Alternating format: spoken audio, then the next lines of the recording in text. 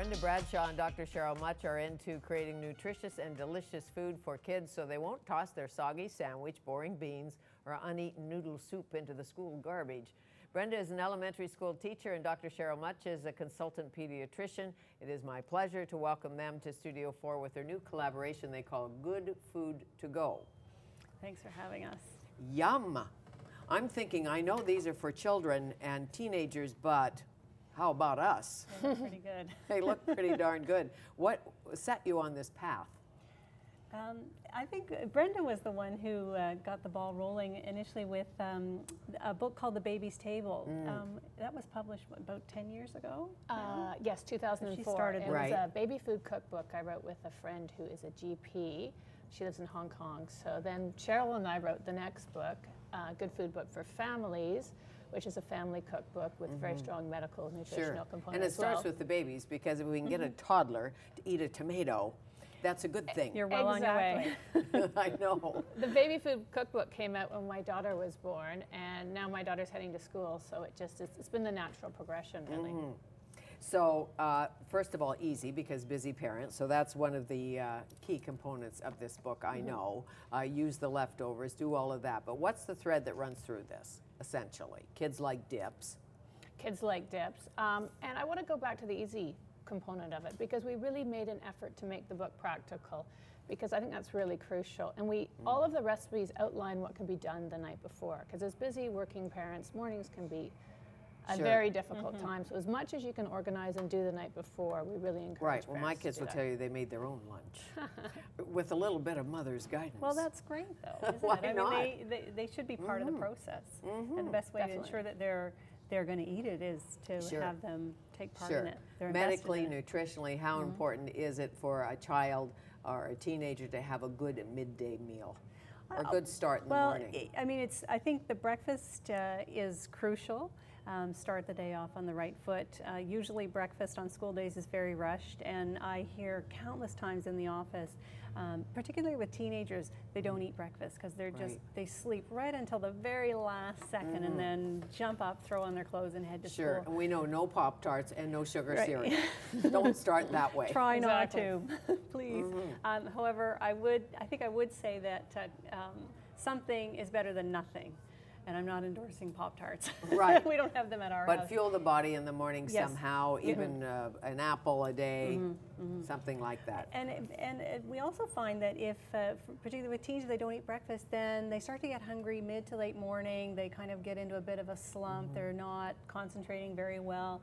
And then they go to, if the vending machine is available, that's where they'll go if they don't have. And I'm a big fan of taking all the junk food out of schools and, you know, putting in the proper lunches and all of that. We have a ways to go in the schools and in our hospitals. But that said, lunchbox number 1, yum. Looks good, doesn't it? Obviously, I haven't had enough to eat. Yeah, you haven't had enough practice. No. Here we have mini flourless quiches. Now they can be made the night before. We have a melon ball salad. I did make that. I made both of these actually the night before. Actually, I made everything the night before. Okay. So there we go. Whole wheat oatmeal cookies, whole wheat pita chips, and hummus. Yum. All done the night before. You could pre-package it up. Right. And as you point out, kids like to dip things. Absolutely, yeah. They do. So first of all, keeping it kind of organized, that's one thing. But I know when I was in school, we'd like trade. You know, you'd get the same PB&J and you trade for the person who had the melted cheese or something like that. So flourless quiche means what? This is attractive. We'll take this away. Thank you, Fanny. Okay. Just moving the next one over. Flourless quiches mean you're not making pastry, which is labor, which is time-consuming, obviously. You do that in a muffin tin, do you? You do it in a muffin tin, yes, and it's very simple. It's one egg. I put broccoli. Like a mini omelet, isn't it? Yeah, it's like a mini or a frittata. So it's cheese, one egg, broccoli, diced broccoli, and some tomatoes. We also do them with peas. My daughter likes them with peas, so hers are peas and cheese. You can do it. I mean, you can do it whatever they like. Whatever they like. Because if a child doesn't like broccoli on the plate, you're not going to fool a 10-year-old. There's broccoli in the quiche. And that's an important point. You only put in the lunchbox what your child likes, because if your child doesn't like it, they're not going to eat it, especially if you're not there. So It's important to involve your child in choosing what goes into the lunchbox. Especially if you're not there. Exactly. How do you make a pinwheel? I'm assuming that's a salmon pinwheel. This is a salmon pinwheel. Well, Salmon funny you should salad. ask because Salmon Brenda. salad pinwheel. Salmon salad pinwheel, exactly. Well, with this pinwheel, we recommend parents chop the celery the night before, organize that, mix the salmon and mayonnaise together. These are ideal for young children. Now, a young child, my daughter probably eats 3 of these at lunch. You know, she's 7 years old. And then you mix that, store it in the fridge overnight. In the morning, you have put out your soft flour tortilla, put your salmon spread on top, celery stick in the middle, roll tightly. I use a little cream cheese around the edge to hold the salmon together. I see you doing that right now. I saw this on YouTube last night, and the cream cheese is the paste. It's the glue, yes. And it's also great for wraps, holding wraps together, so you don't have to use saran wrap or tin foil, which ultimately ends up in the garbage. Sure, or on the kid's lap or on the floor, and all of that. Exactly.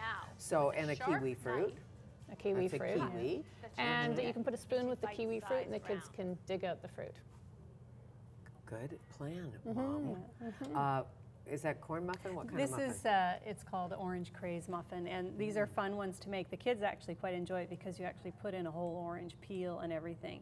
You just cut it up a little bit, throw it in the food processor and mix it with your egg and your canola oil, and it's a pretty typical muffin recipe otherwise, but there's orange juice in it. So it's sweet, but it's got the whole orange in there. Exactly. Lots of fiber, lots of And you know, as a antioxidants. physician, that we have an obesity crisis, especially in our children. What, 26% of Canadian kids are overweight. Yeah, and growing, I think. I remember I've been in practice for nearly 20 years, and about 10 years ago I had to go out and buy the extra large adult size blood pressure cuff, which I didn't need in my first few years of practice, and then I found gradually there were more and more teenagers coming in that didn't fit the regular blood pressure cuff. I had to go out and buy the really big one. Wow, that's amazing, worrisome. Really. It is worrisome because I assume if you're having weight issues as a child, you have weight issues as an adult, or perhaps all your life. So start early, for sure. As I said, this is a lunch Dad would love, or Mom, or any adult. So why not?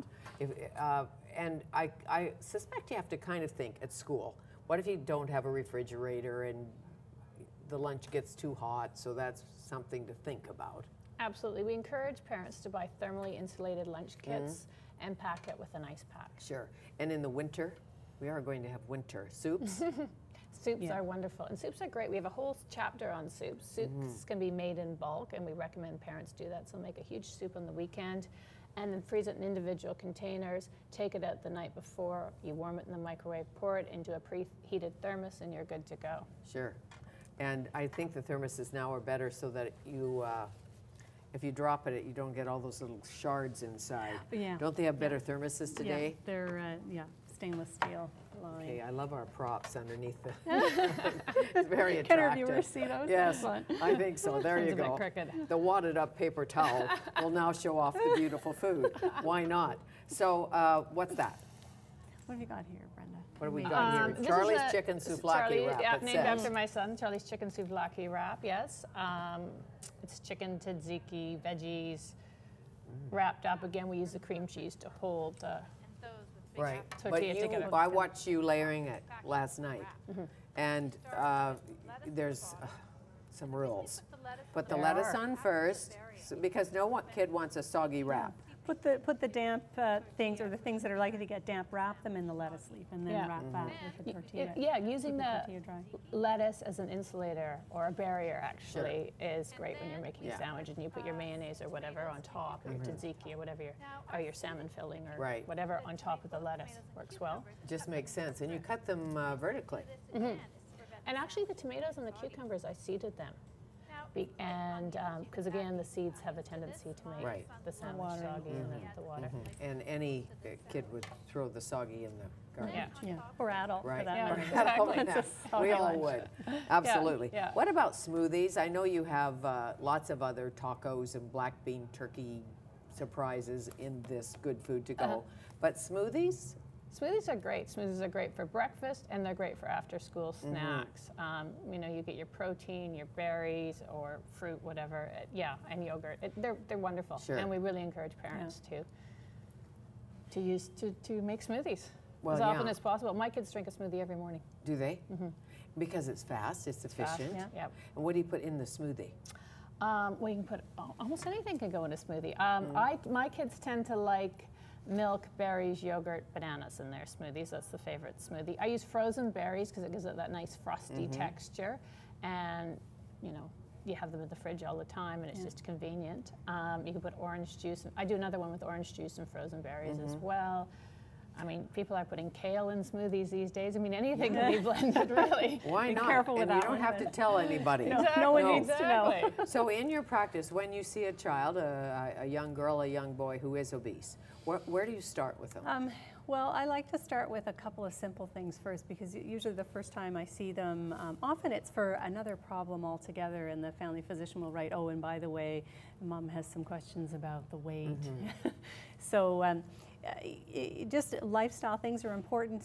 I always ask them, what is it that they like to do in terms of physical activity? Sometimes they're very sedentary. They haven't had positive experiences on teams, and so they just shy away from all of that. So we talk about, well, what about walking to school? Well, we live too far from school. Well, why not drive until you're 2 blocks from school, park the car, and walk the rest of the way? Little things like that, and they all add up. I remember hearing David Suzuki many years ago, it might even have been on your show, say that if it's anywhere less than a mile, they walk it. If it's less than 4 flights of stairs, you walk it, right? And little things like that over time make a huge difference. And they follow us, don't they?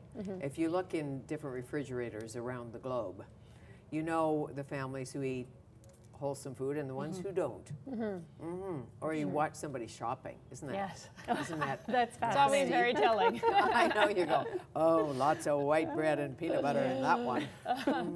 Don't want to have dinner at your place, but not to be judgmental, but it does make sense that, I mean, what kid wouldn't like this? Oh, this, instead of a prefab great granola big bar. fat chocolate, you have a little bit of, This is in the it's bar? a homemade granola bar, and there's raisins and cranberries and some chocolate chips in there as well to kind of really entice because the if you chocolate buy lover. some of them, you have to be very careful label-wise and Yeah. ingredient-wise Absolutely. as to what's really in them.